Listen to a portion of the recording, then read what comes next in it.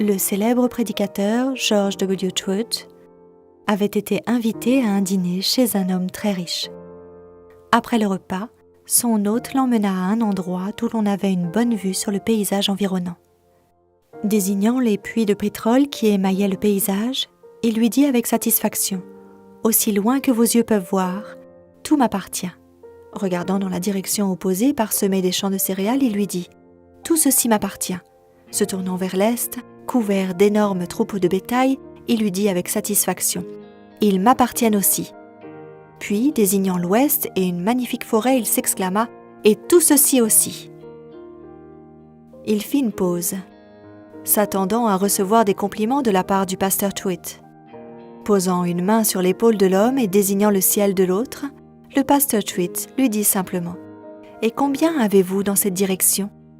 L'homme baissa la tête et avoua « Je n'y ai jamais pensé. » Aux riches de ce monde, dit Paul, ordonne de ne pas être orgueilleux et de ne pas mettre leur espérance dans des richesses incertaines, mais dans le Dieu vivant, qui nous donne tout avec abondance pour que nous en jouissions.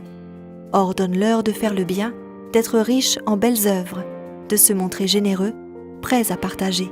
Ellen G. White nous dit « Satan emploie les richesses du monde pour prendre les âmes au piège, les tromper et les abuser, en vue de les précipiter dans la ruine.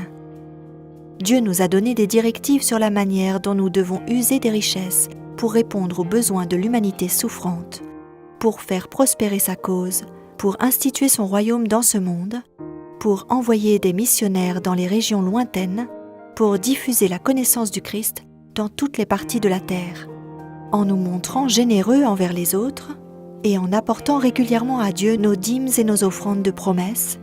Nous nous disons à nous-mêmes et aux êtres spirituels que ce ne sont pas nos biens qui nous possèdent. Nous devons considérer ceci comme une preuve que Dieu est à l'œuvre dans notre vie, et non comme une preuve de notre capacité à accumuler des ressources. Tandis que nous apportons à Dieu notre dîme et nos offrandes de promesses, puissions-nous mettre nos désirs à la dernière place, et Dieu à la première.